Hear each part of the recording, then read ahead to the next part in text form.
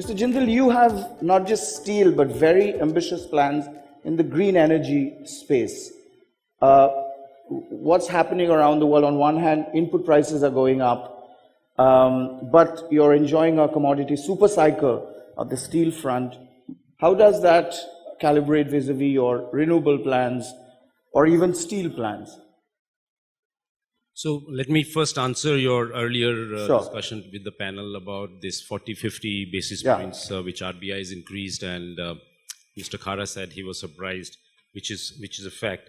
But when the whole world is going through this big change and the commodity prices are going up, inflation is high. Even in US, one has never heard that US can go through a inflation of this level, and India is also following that same trend. And as Sanjeev mentioned, that the poor man gets maximum affected on inflation. So I think it's the primary responsibility of RBI to see that the inflation doesn't go up. Mm-hmm. And therefore, I was surprised on the contrary that it's not increased enough, though it affects me as a borrower. But still, we have not had such a long run of such a, let's say, benign interest rates. I have not seen in my business career to date. Mm-hmm. So therefore, I would say it's okay. We need to control inflation. So that's one part. Secondly, about renewable, I think the way India is going to depend on energy, or the world is going to depend on energy, it can't be on coal, given the pressure on our global warming and our sustainability.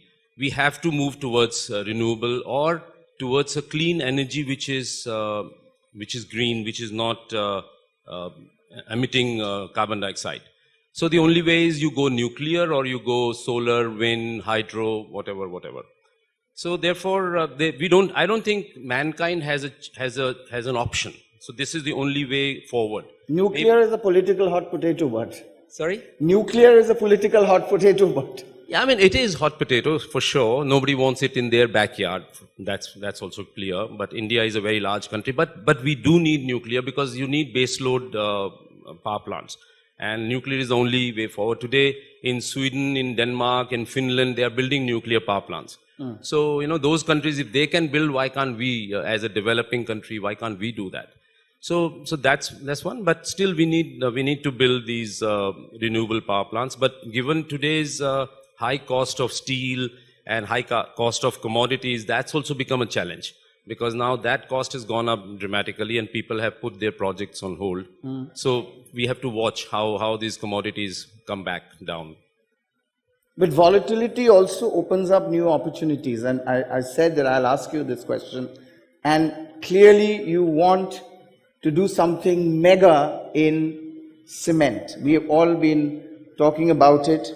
But tell me, there's been a constant grouse about when it comes to Indian promoters and financing. They say that raising money for LBOs in India is extremely difficult. Indian banks cannot lend against shares. You have to rely on foreign banks.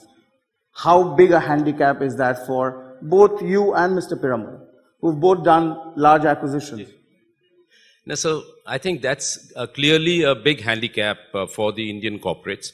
Because, Zareen is here representing foreign bank and Mr. Khara is representing Indian bank. And, I can't go to Mr. Khara to support me in lending because against shares, Indian banks are not permitted to lend.